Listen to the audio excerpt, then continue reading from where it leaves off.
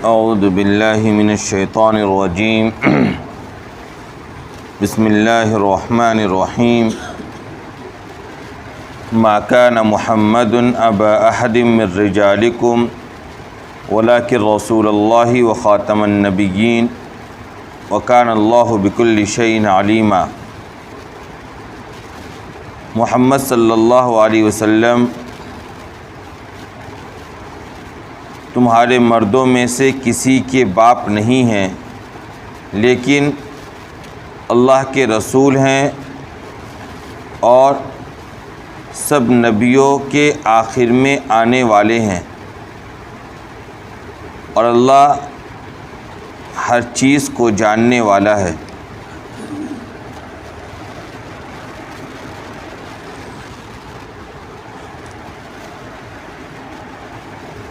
سب سے پہلے تو اللہ تبارک و تعالیٰ کا شکر ہے کہ اس نے ہمیں پھر یہ توفیق بخشی کہ ہم لوگ پھر سے ایک مرتبہ درس قرآن کی مجلس میں شامل ہوئے۔ اس مسجد کے اندر بعد نماز فجر درس قرآن کا اہتمام کیا جاتا ہے، اور روزانہ 15 20 25 منٹ جس طرح کا بھی موضوع اور مضمون ہوتا ہے اس کے اعتبار سے چند آیتوں کا ترجمہ اور اس کی تفسیر پیش کی جاتی ہے۔ اس سلسلے میں ہم لوگ تقریباً 22ویں پارے میں پہنچ چکے ہیں، اور سورہ احزاب جو کہ 21ویں پارے کے آخر میں شروع ہوا تھا، اس کی تکمیل رمضان سے پہلے جو آخری تفسیر ہوئی تھی اس موقع پر ہم لوگوں نے کی تھی۔ لیکن سورہ احزاب کافی اہمیت کی حامل رکھتی ہے، اس اعتبار سے چند مسائل ایسے تھے جن پر بہت تفصیل سے گفتگو رمضان سے پہلے نہیں ہو پائی تھی، چونکہ اس صورت کی تکمیل کرنی تھی اور رمضان کا آغاز بالکل قریب ہو گیا تھا۔ تو اس موقع پر یہ وعدہ کیا گیا تھا کہ 2-3 مسئلہ ایسا ہے جس کے اوپر انشاءاللہ عید کے بعد جب تفسیر ہم لوگ شروع کریں گے تو اس پر بات کریں گے۔ انہی مسائل میں سے ایک مسئلہ تھا ختم نبوت کا، یعنی آپ صلی اللہ علیہ وسلم آخری نبی ہیں، آپ کے بعد کوئی دوسرا نبی آنے والا نہیں ہے۔ اس سلسلے میں بھی قرآنی آیات سورہ احزاب کے اندر ہی نازل کی گئی تھی، اور وہ 22ویں پارے کی سورہ احزاب کی آیت نمبر 40 ہے، جس کی آج میں نے پھر دوبارہ تلاوت کر کے آپ کے سامنے ترجمہ پیش کی۔ اس کے اندر یہ بات کہی گئی کہ محمد صلی اللہ علیہ وسلم تمہارے مردوں میں سے کسی کے بھی باپ نہیں ہیں، لیکن وہ اللہ کے رسول ہیں اور سب نبیوں کے آخر میں آنے والے ہیں۔ یہ آیت ختم نبوت کے سلسلے میں سب سے بڑی دلیل ہے جو خود قرآن کریم کے اندر موجود ہے۔ ختم نبوت کا مسئلہ کیا، اس کو آج ہم لوگ مختصر انداز میں جاننے کی کوشش کریں گے۔ سب سے پہلے آپ یہ بات جان لیں کہ اسلام کا بالکل بنیادی عقیدہ یہ ہے کہ آپ صلی اللہ علیہ وسلم سب سے آخری نبی تھے۔ آپ صلی اللہ علیہ وسلم سب سے آخری نبی ہیں، مطلب یہ ہے کہ آپ کے بعد اب دنیا میں کوئی دوسرا نبی مبعوث نہیں کیا جائے گا۔ آپ کے بعد اب دنیا کے اندر کوئی دوسرا نبی پیدا نہیں کیا جائے گا، اور اب آپ کے بعد اگر کوئی بھی دعوی نبوت کرتا ہے، کوئی بھی اپنے آپ کو نبی بنا کر دنیا کے سامنے پیش کرتا ہے تو وہ کاذب ہے، یعنی جھوٹا ہے، کافر ہے، یعنی اسلام سے خارج ہے، بلکہ واجب القتل ہے۔ ایسے شخص کو اگر اسلامی حکومت ہے اور کوئی شخص کیا کر رہا ہے، دعوی نبوت کر رہا ہے، اور اس دعوی نبوت سے وہ باز نہیں آ رہا ہے، توبہ نہیں کر رہا ہے، تو اسلامی حکومت اس کو سزا کے طور پر قتل کا بھی فیصلہ کر سکتی ہے غالباً۔ یہ بھی مسئلہ ہے۔ تو بنیادی طور پر عقیدہ ختم نبوت یہ نکلا کہ ہر مسلمان کے لیے یہ بات جاننا اور ماننا ضروری ہے کہ آپ صلی اللہ علیہ وسلم کے بعد اب دنیا کے اندر کوئی نبی آنے والا نہیں ہے، آپ آخری نبی تھے۔ آپ کہتے ہیں آخری نبی تھے، یہاں جو لفظ استعمال کیا گیا وہ کیا گیا خاتم النبیین، خاتم النبیین، تا کے اوپر زبر، اور ایک لفظ آتا ہے خاتم النبیین، تا کے نیچے زیر، خاتم النبیین یا خاتم النبیین۔ خاتم جب کہیں گے تا کے اوپر زبر تو اس کا مطلب ہوتا ہے مہر۔ کیا ہوتا ہے مطلب؟ مہر۔ تو آپ صلی اللہ علیہ وسلم تمام نبیوں میں آپ کا درجہ مہر کا ہے۔ کیا مطلب؟ مہر کب لگاتے ہیں؟ خط کے اندر یا کسی تحریر کے اندر اٹیسٹ، جب ساری باتیں تفصیل سے ہو جاتی ہے اب کچھ نہیں لکھا جائے گا، اب مکمل ہو گیا، مہر مار دو اور سائن کر دو، یعنی اس کے بعد اب کوئی اور کمی یا زیادتی اس تحریر کے اندر نہیں کی جائے گی۔ یہی مطلب ہے کہ آپ صلی اللہ علیہ وسلم نبوت کا جو سلسلہ حضرت آدم علیہ السلام سے اللہ تبارک و تعالیٰ نے اس دنیا کے اندر جاری فرمایا تھا، اس نبوت کے سلسلے کا انقطاع آپ صلی اللہ علیہ وسلم کی ذات پر مکمل ہو جاتا اور ختم ہو جاتا ہے۔ اب آپ صلی اللہ علیہ وسلم مہر کی حیثیت سے دنیا کے اندر بھیج دیے گئے، اب آپ کے بعد کوئی نبی آنے والا نہیں۔ اور لفظ اگر ہم خاتم استعمال کریں گے اس کا مطلب ہوتا ہے ختم کرنے والا۔ کیا مطلب؟ نبوت کا سلسلہ جو چل رہا تھا اس کو آپ صلی اللہ علیہ وسلم نے آ کر مکمل کر دیا اور ختم کر دیا، اب آگے یہ سلسلہ جاری نہیں رہے گا۔ لفظ خاتم بولا جائے یا لفظ خاتم بولا جائے، دونوں کا مفہوم ایک ہی ہے۔ تو ایک تو آپ یہ بات سمجھ گئے کہ آپ صلی اللہ علیہ وسلم کیا ہیں؟ خاتم النبیین ہے، خاتم النبیین ہے۔ اس کا مطلب یہ ہے کہ آپ کے بعد اب کسی کو عہدہ نبوت سے سرفراز نہیں کیا جائے گا، سمجھیں، کیونکہ اس سے ایک مسئلہ نکلتا ہے اور اسی مسئلے کو بھی میں آگے بیان کروں گا۔ آپ صلی اللہ علیہ وسلم کا خاتم النبیین یا خاتم النبیین ہونے کا مطلب یہ ہے کہ آپ کے بعد اب کسی کو عہدہ نبوت سرفراز نہیں کیا جائے گا، آپ کے بعد اب کسی کو نبی بنا کر دنیا کے اندر بھیجا نہیں جائے گا۔ یہ ہے عقیدہ ختم نبوت اور یہ ایمان کا بنیادی حصہ ہے۔ جو اس عقیدے کو نہیں مانے گا وہ کافر اور کاذب کہلائے گا۔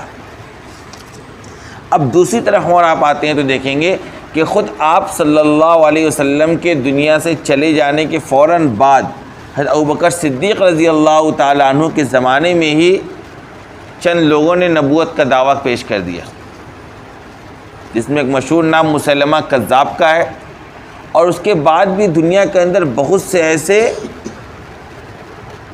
بدقسمت قسم کے لوگ ہوئے جنہوں نے دنیا کے سامنے اس بات کو منوانے کی کوشش کی کہ میں کیا ہوں، نعوذ باللہ نبی ہوں اور اللہ کی طرف سے نبی اور رسول بنا کر دنیا کے سامنے بھیجا گیا ہوں۔ آئی بات سمجھ میں؟ اور ایک بڑا نام اس سلسلے میں مرزا غلام احمد قادیانی کا ملتا ہے۔ ملک کے آزاد ہونے سے پہلے بہت بڑا مسئلہ تھا، جب متحدہ ہندوستان تھا جس میں پاکستان، بنگلہ دیش وغیرہ سب شامل تھا، اس وقت قادیان کا جو ایریا تھا، اب تو پاکستان کا وہ ایریا ہو گیا، اس وقت تو ہندوستان کا حصہ مانا جاتا تھا، اور اس وقت یہ بہت بڑا مسئلہ تھا اس ملک کے اندر۔ مرزا غلام احمد قادیانی نے اپنے آپ کو نبی بنا کر دنیا کے سامنے پیش کیا، نعوذ باللہ، اور ایک بڑی تعداد اس کے پیچھے چلی بھی، اور آج بھی اس کے فالوور، اس کے ماننے والے دنیا بھر میں پائے جاتے ہیں۔ آپ سنتے ہیں نا قادیانی، بلکہ دنیا اقوام متحدہ خود قادیانی کو ایک باضابطہ الگ مذہب، الگ کمیونٹی مانتی ہے کہ اسلامی دشمن ممالک جو ہیں وہ باضابطہ جس طریقے سے مسلمانوں کو بحیثیت مسلمان ایک کمیونٹی مانا جاتا ہے، ہندوؤں کو بحیثیت ہندو ایک کمیونٹی مانا جاتا ہے، کرسچن کو، پارسی کو، جین کو، اسی طریقے سے قادیانی کو کیا مانتے ہیں؟ باضابطہ ایک کمیونٹی مانتے ہیں، کمیونٹی کی حیثیت ان کو دیتی ہے۔ آئی بات سمجھ میں؟ تو باضابطہ مرزا غلام احمد قادیانی نے ایک نظریہ پیش کیا اور کہا کہ میں کیا ہوں، نعوذ باللہ نبی ہوں۔ اور آج بھی خود اس ملک کے اندر بہار سے ایک فتنہ اٹھا، آپ لوگ نام سنے ہوں گے شکیل بن حنیف کا، سنا ہوگا آپ لوگوں نے نام سوشل میڈیا وغیرہ پہ، ہم لوگ کے علاقے میں وہ کم ہے۔ ایک صاحب آئے تھے یہیں اس مسجد میں آئے تھے ایک مرتبہ نماز میں، وہ شکیل بن حنیف کے خلاف بڑے پیمانے پہ کام کرتے ہیں، انجینئر ہیں وہ۔ انہوں نے لسٹ نکالا میرے سامنے اور دکھایا کہ شاید ہی ہندوستان کا کوئی ضلع ہے جہاں اس کے لوگ نہیں پہنچے ہیں، یا ان کے چیلے موجود نہیں ہیں، یا ان کی تبلیغ نہیں کی جاتی۔ اور اس نے ایک نام دھنباد کا بھی دکھایا مجھے، جھریا کا باضابطہ، کہ دیکھیے ایک شخص جھریا کے اندر بھی موجود ہے جو اپنے آپ کو کیا مانتا ہے؟ شکیل بن حنیف کا پیروکار مانتا ہے اور اس کی تعلیمات کی تبلیغ کرتا ہے. اور یہ فتنہ بھی بہار میں بہت تیزی سے چل رہا ہے. وہ بھی کیا کہتا ہے کہ میں کیا ہوں، نعوذ باللہ، نبی بنا کر بھیجا گیا. اور عام طور پر جو لوگ بھی اس طرح کا دعویٰ کرتے ہیں اور یہ گمراہی پھیلانے کی کوشش کرتے ہیں، وہ سب سے پہلے اس بات کا دعویٰ کرتے ہیں کہ میں کیا ہوں، مہدی ہوں، نعوذ باللہ. اسلامی عقیدہ یہ ہے کہ آخری زمانے میں حضرت مہدی بھیجے جائیں گے. حضرت مہدی کا کیا ہوگا، ظہور ہوگا. یعنی حضرت مہدی پیدا تو ہو چکے ہوں گے، لیکن 40 سال عمر ہو جانے کے بعد ان کا ظہور ہوگا دنیا کے اندر.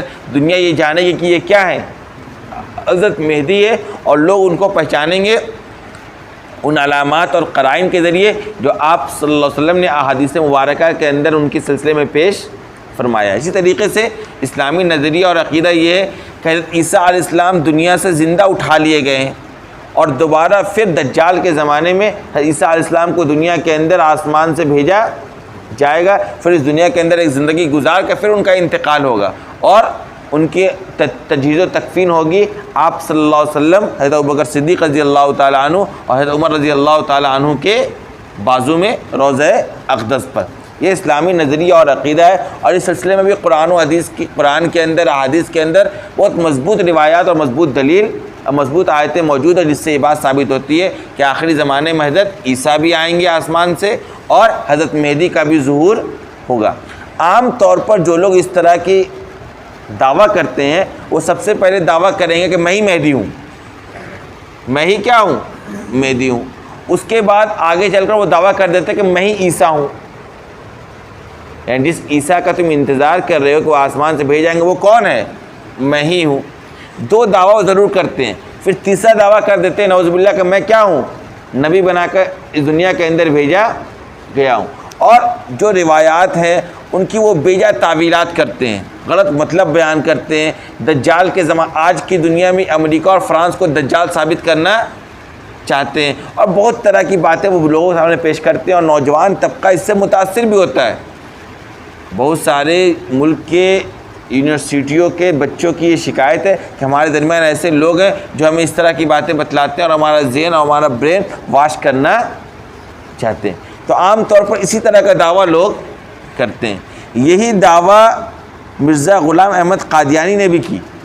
اس نے یہ سب سے پہلے دعویٰ یہ کیا کہ میں کیا ہوں، مسیح ہوں، میں کیا ہوں، عیسیٰ ہوں. اور اس دعوے کے سلسلے میں دلیل کے طور پر اس نے یہی آیت پیش کر دی. کون سی آیت، ما کان محمد ابا احد من رجالکم ولکن رسول اللہ خاتم النبیین. اس نے کہا کہ دیکھو آپ صلی اللہ علیہ وسلم آخری نبی ہیں، خاتم النبیین ہے، خاتم النبیین تم خود مانتے ہو. جب تم یہ مانتے ہو تو یہ بتلاؤ عیسیٰ جو اگر آئیں گے، عیسیٰ تو نبی ہے، تم مانتے ہو نا عیسیٰ کو نبی؟ جی، بلکہ رسول مانتے ہیں، نبی سے بڑھ کر مانتے ہیں، رسول مانتے ہیں. تو اگر وہ آ جائیں گے تو اس آیت کے منافی ہوگا کہ نہیں ہوگا؟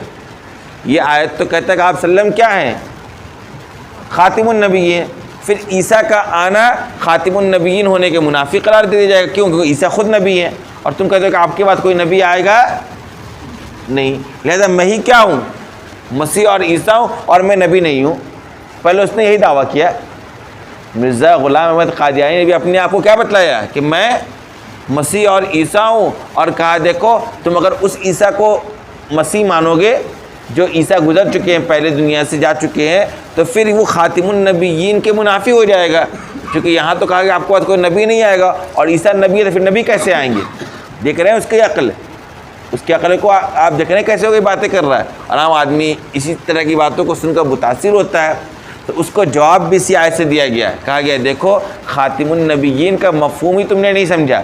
یا آج کی دنیا میں کوئی اگر کس چیز کا دعویٰ کرے، مسیح یا عیسیٰ ہونے کا دعویٰ کر، اس کو بتلاؤ دیکھو خاتم النبیین کا مطلب یہ ہے کہ آپ کے بعد کسی کو عہدہ نبوت سے سرفراز نہیں کیا جائے گا، یعنی آپ کے بعد کسی کو یہ منصب نہیں دیا جائے گا. اس کا بالکل یہ مطلب نہیں ہے کہ آپ سے پہلے جن لوگوں کو یہ ان منصب سے نوازا گیا ہے ان کا وہ منصب چھین لیا جائے گا. یہ مفہوم ہے اس کا. حضرت عیسیٰ علیہ السلام کو جو نبی بنایا گیا ہے وہ حضرت محمد صلی اللہ علیہ وسلم سے پہلے بنایا گیا ہے، بعد میں بنایا جائے گا؟ بتائیے. پہلے بنایا گیا ہے. تو اس کا یہ مطلب تھوڑی آپ وسلم کے خاتم النبی ہونے کا کہ آپ سے پہلے جو بھی نبی تھے وہ نبی نہیں رہے، ان کی نبوت چھین لی گئی. یہ مفہوم ہے اس کا. یہ مفہوم نہیں ہے اس کا مطلب یہ کہ آپ کے بعد اب کسی کو 80 نبی نہیں بنایا جائے گا. اس کا یہ بالکل بھی مطلب نہیں ہے کہ آپ سے پہلے جن لوگوں کو نبی بنایا گیا تھا ان کی نبوت ختم کر دی جائے گی. لہذا حضرت عیسیٰ جو اس دنیا کے اندر آئیں گے وہ بحیثیت نبی آئیں گے بھی نہیں، بہرحال وہ ایک الگ مسئلہ ہے، لیکن آئیں گے. اگر ان کو نبی مانتے بھی ہم نبی ہیں بھی وہ، تو یہ نبوت ان کو آپ صلی اللہ علیہ وسلم سے پہلے دی گئی ہے. آپ کے بعد ان کو دوبارہ 80 یہاں بھیج کر دنیا کے اندر دوبارہ نبوت سے سرفراز نہیں کیا جائے گا. آگے بات سمجھ میں. لہذا حضرت عیسیٰ کا آنا اس دنیا کے اندر آپ صلی اللہ علیہ وسلم کے خاتم النبیین ہونے کے منافی اور اس کے خلاف نہیں ہے. ایک بات. دوسری بات یہ بھی ہے کہ آپ صلی اللہ علیہ وسلم کے بعد حضرت عیسیٰ جو آئیں گے اس دنیا کے اندر، تو روایات سے یہ بات ثابت ہے کہ آپ اس دنیا کے اندر جو اتباع کریں گے نا شریعت کا، وہ اس شریعت کا اتباع کریں گے جس شریعت کے ساتھ آپ صلی اللہ علیہ وسلم کو بھیجا گیا ہے. یعنی آپ کی تعلیمات کے مطابق وہ اس دنیا کے اندر آ کر زندگی کو گزاریں گے. اس سے بھی کیا پتہ چلتا ہے کہ آپ کو باضابطہ کوئی نیا نبی یا نیا رسول بنا کر تو اس دنیا کے اندر بھیجا نہیں جائے گا. لہذا مسیح کا دعویٰ کرنے والا ہر شخص کیا ہے؟ جھوٹا ہے. حضرت عیسیٰ علیہ السلام اس دنیا کے اندر بھیجے جائیں گے. کب بھیجے جائیں گے؟ پوری تفصیلات قرآن و حدیث کے اندر موجود ہے. ان تفصیلات کو سامنے رکھ کر جب عیسیٰ علیہ السلام آئیں گے تبھی ان کا اقرار کیا جائے گا اور ان کو سچا مانا جائے گا. اس سے پہلے کوئی بھی یہ دعویٰ کرتا ہے تو کیا ہے؟ جھوٹا. اسی طریقے سے حضرت مہدی کے بارے میں بہت بنیادی طور پر یہ بات بتلائی گئی ہے. حضرت مہدی کا نام وہی ہوگا جو آپ صلی اللہ علیہ وسلم کا نام تھا. کیا؟ عبداللہ. اور ان کے والد کا نام وہی ہوگا جو آپ صلی اللہ علیہ وسلم کے والد کا نام تھا، محمد ابن عبداللہ. پھر ماں کا نام وہی ہوگا جو آپ صلی اللہ علیہ وسلم کی ماں کا نام تھا. پھر وہ پیدا کیے جائیں گے مدینہ کے اندر. کہاں پیدا ہوں گے؟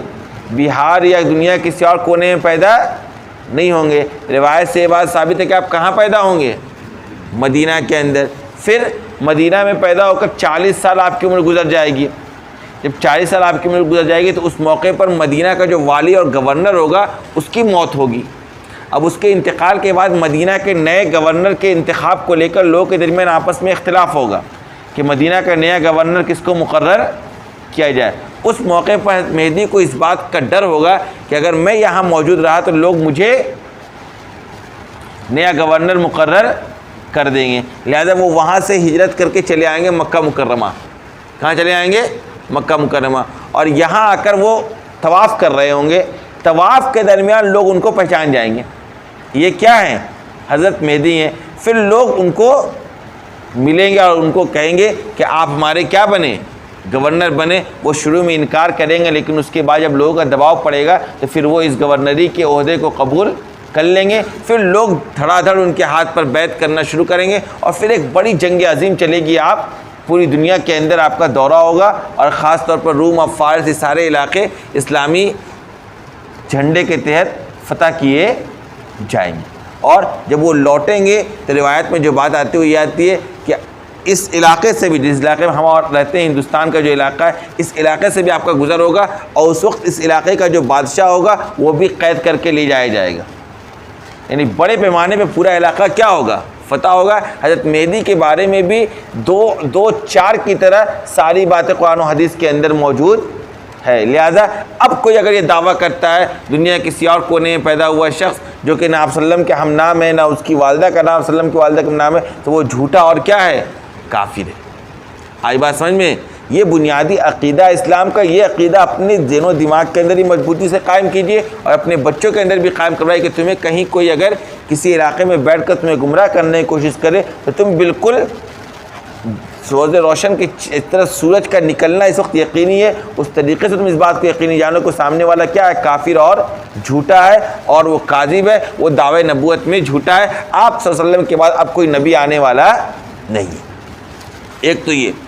دوسرا عقیدہ قادیانی نے یہ پیش کیا، اس نے کہا کہ دیکھو آپ صلی اللہ علیہ وسلم کے بعد نبوت کا سلسلہ تو ختم ہو گیا لیکن نبوت کی ایک نئی قسم جاری ہے. وہ کیا ہے؟ وہ اس نے نبوت کا ایک نیا مفہوم پیش کیا، یعنی نبوت کے مفہوم کے اندر تحریف کی، اس نے تبدیلی کی. وہ کیا تھی؟ وہ یہ تھی، وہ کہنے لگا کہ دیکھو آپ صلی اللہ علیہ وسلم کی مکمل اتباع کرنے کی وجہ سے آپ صلی اللہ علیہ وسلم کے بالکل ہم آہنگ ہو گیا ہوں میں. مطلب یہ ہے کہ جس طریقے سے آپ سمجھیے ہندو مذاہب کے اندر ایک نظریہ ہے، وہ کیا ہے؟ کسی کا روپ ڈھال لینا. سنتے ہیں نا آپ؟ کسی کا روپ ڈھال لینا کہتے ہیں نا یہ لوگ، یا کسی دوسرے کے جنم میں پیدا ہو جانا. یہ نظریہ ہندو مذاہب کے اندر پائی جاتی ہے کہ وہ اس کے فلاں نے فلاں کا روپ ڈھال لیا، فلاں کا روپ اس کے اندر سما گیا. یہ مفہوم، یہی مفہوم پیش کیا کس نے؟ مرزا غلام احمد قادیانی نبوت کو لے کر. اور اس نے کہا کہ دیکھو جو بھی شخص آپ صلی اللہ علیہ وسلم کی مکمل اتباع کرے گا نا، بالکل آپ کی پیروی کرے گا 100%، تو پیروی کی وجہ سے یہ ہوگا کہ وہ بھی آپ صلی اللہ علیہ وسلم کا ہم آہنگ ہو جائے گا، آپ کا روپ وہ ڈھال لے گا. آئی بات سمجھ میں؟ اور اس طریقے سے اس نے اپنے آپ کو کہا، اور اس نے اس کو نام دیا نبوت ذلی اور نبوت بروزی.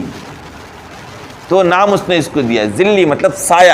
آپ صلی اللہ علیہ وسلم کا سایہ میرے اندر آ گیا نعوذ باللہ، یا آپ کا روپ ہم نے ڈھال لیا. یہ اس نے ایک نبوت کا مفہوم پیش کیا اور کہا کہ آپ صلی اللہ علیہ وسلم کے بعد اب کوئی نبی تو آنے والا ہے نہیں، اور امت کی اصلاح اور تبلیغ کا کام تو ضروری ہے، ہر دور میں کچھ مصلحین کی ضرورت ہے.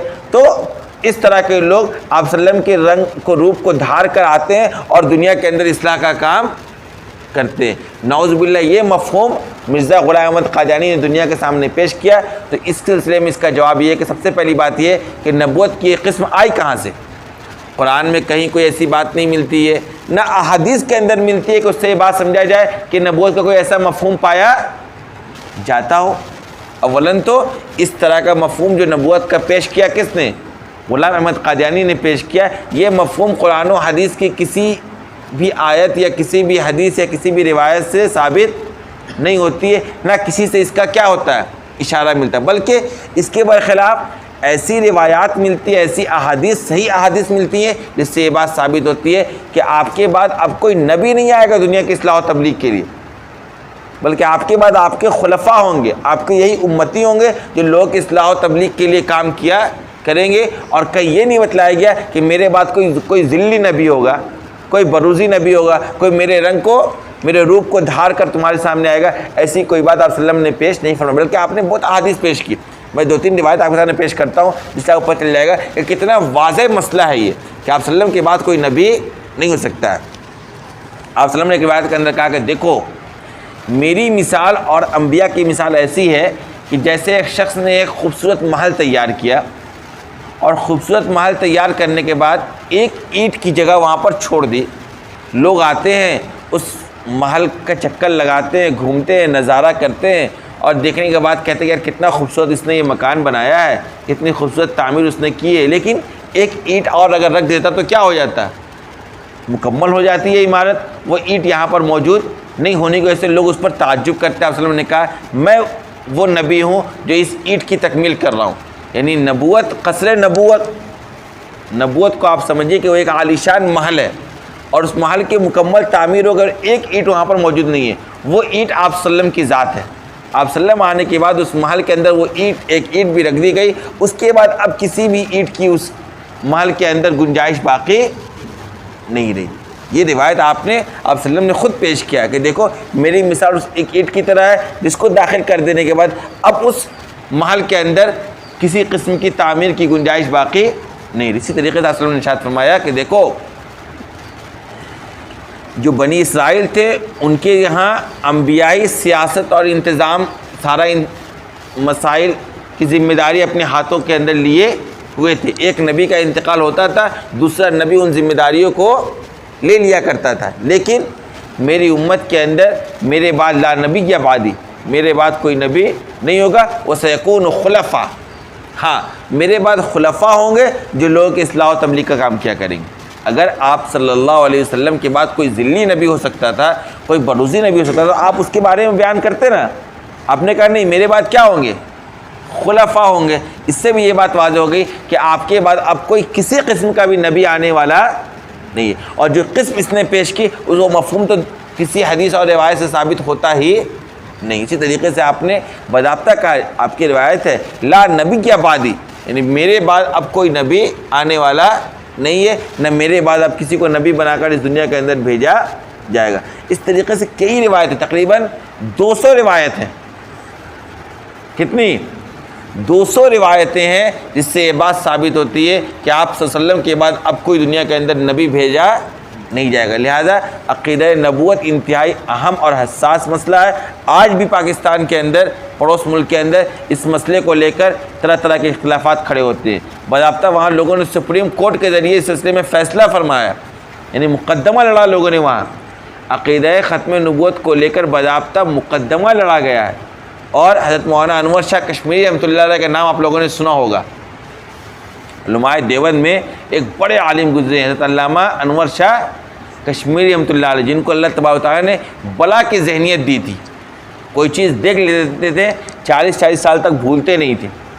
مصر کے کتب خانہ میں جانا ہوا، وہاں ایک کتاب تھی نور الایضاء، اب پڑھائی جاتی ہے، ہندوستان میں چھپتی بھی ہے۔ وہ کتاب اس وقت ہندوستان کے اندر دستیاب نہیں تھی، تو وہاں کے کتب خانے والے کو انہوں نے کہا کہ یہ نسخہ مجھے دے دے، تو انہوں نے کہا کہ ایک ہی نسخہ ہے، ہم آپ کو لے جانے کی اجازت نہیں دیں گے۔ کہا ٹھیک ہے، پڑھنے دے دیجئے۔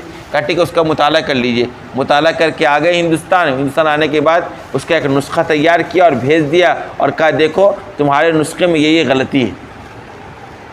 یعنی اللہ تبارک و تعالیٰ نے بلا کی ذہنیت ان کو عطا فرما رکھی تھی۔ انہوں نے اپنے دور کے اندر، اس وقت بہت بڑا مسئلہ تھا، یہ آزادی سے پہلے کی بات ہے، اور بہاولپور ایک جگہ ہے پڑوس ملک کے اندر، وہاں یہ بہت بڑا مسئلہ تھا۔ ایک خاتون تھی، اس کا نکاح ہوا تھا، اس کا شوہر قادیانی تھا، وہ نکاح کو فسخ کرنے کے لیے اس نے عدالت کے اندر مقدمہ دائر کیا تھا کہ میرا نکاح جس شخص سے ہوا ہے اس کا عقیدہ غلط ہے، وہ آپ صلی اللہ علیہ وسلم کو آخری نبی نہیں مانتا ہے، قادیانی ہے، لہذا میرا نکاح فسخ کیا جائے، میرا نکاح توڑا جائے، میں اس شوہر سے الگ ہونا چاہتی ہوں۔ تو باضابطہ اس شوہر نے بھی مقدمہ اس کے خلاف دائر کیا، اور ایک لمبا کیس چلا۔ اس کیس کی سنوائی کے موقع پر باضابطہ دلائل پیش کرنے کے لیے علامہ انور شاہ کشمیری رحمۃ اللہ علیہ بالکل علالت کے زمانے میں، ایک دم ضعیفی کے زمانے میں، یہاں سے بہاولپور گئے، اور وہاں جا کر کورٹ کے اندر اس کیس کو انہوں نے لڑا، اور اس خاتون کو انہوں نے جیت دلوائی۔ اور اتنا مضبوط عقیدہ تھا کہ وہ کہتے تھے کہ تم چلو میرے سامنے، اور چلو غلام احمد قادیانی کی قبر پر، اور قبر کھودو، میں دکھا دیتا ہوں کہ اس شخص کے اوپر اللہ کا عذاب نازل ہو رہا ہے۔ اگر ہمت ہے، انہوں نے کہا تھا اگر ہمت ہے تو چلو میرے ساتھ، اور غلام احمد قادیانی کی قبر کو کھودو، دکھا دیتا ہوں میں تمہیں کہ اس کے اوپر اللہ کا عذاب نازل ہو رہا ہے۔ وہ کوئی نبی اور رسول اس دنیا کے اندر بنا کر بھیجا نہیں گیا تھا، اس کا یہ عقیدہ انتہائی باطل اور غلط اور جھوٹا تھا۔ اور بہت لوگوں نے قربانیاں دی ہیں، آج بھی اس ملک کے اندر گولیاں چلتی ہیں اس مسئلے کے اوپر۔ آپ جو سنتے ہیں نا آئے دن کہ کوئی نہ کوئی بڑے عالم کے اوپر گولی چل گئی۔ ابھی رمضان کے اندر، بلکہ پہلے رمضان کا جو پہلا جمعہ تھا، سنیچر سے روزہ شروع ہوا تھا، اتوار سے جو جمعہ پڑا تھا، اس جمعہ کے اندر ایک بڑے عالم کو جمعہ کی نماز پڑھ کر نکل رہے تھے، اور لوگوں نے خودکش حملہ کے ذریعے شہید کر دیا۔ خودکش حملہ سمجھتے ہیں؟ خودکش حملہ ہوتا ہے جس کے اندر جو آتا ہے قاتل، وہ خود بھی اپنے آپ کو مار لیتا ہے، یعنی اپنے جسم کے اندر پورا بم فٹ کر کے آتا ہے، اور جس کو مارنا ہے اس کے سامنے کھڑا ہو جاتا ہے، اور بم بلاسٹ ہوتا ہے، وہ بھی گیا اور یہ بھی گیا۔ اس کو کہتے ہیں خودکش حملہ۔ خودکش حملہ کے ذریعے ایک بڑے عالم دین کو ان لوگوں نے مسجد سے نکلتے ہوئے جمعہ پڑھا کر نکلتے ہوئے ان لوگوں نے ختم کیا، اور اس کے پیچھے بھی جڑ یہی تھا۔ وہ بھی ختم نبوت کے کیا تھے؟ قائل تھے، اور اس عقیدے کے خلاف کرنے والوں کے خلاف وہ بھی وہاں پر جنگ اور مقابلہ کر رہے تھے۔ تو ایسے جو بھی لوگ ہیں جو عقیدہ ختم نبوت کے خلاف لڑتے ہیں، ان کے اوپر باضابطہ لوگ کیا کرواتے ہیں؟ اٹیک کرواتے ہیں۔ یعنی یہ قادیانی آج دنیا کے اندر بہت پاورفل کمیونٹی ہے، کوئی معمولی کمیونٹی نہیں ہے، بلکہ اب میں نے تحقیق نہیں کی ہے، لیکن میں سنتا ہوں دھنباد میں ایک محلہ ہے، یہیں پر نام نہیں لوں گا میں، اس محلے کے اندر ایک فیملی کے بارے میں لوگ کہتے ہیں وہ قادیانی ہے، اور کچھ سال پہلے اس شہر کے اندر کچھ انسٹیٹیوٹ وغیرہ جو ہے جہاں بچے ٹیوشن پڑھتے ہیں، وہاں پر ایک قادیانی آسنسول سے آتا تھا، اور باضابطہ بچوں کو تبلیغ کرتا تھا، آتا تھا کلاس دینے کہ یہ فلاں سبجیکٹ میں پڑھاؤں گا ہفتے میں ایک دن، لیکن اس کی آڑ میں کیا کر رہا تھا؟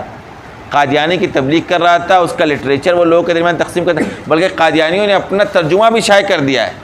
ابھی کچھ سال پہلے آپ نے سنا ہوگا ایپل جو فون ہے اس کے اندر جو قرآن انسٹال تھا، جو ترجمہ انسٹال تھا، وہ قادیانیوں کا تھا۔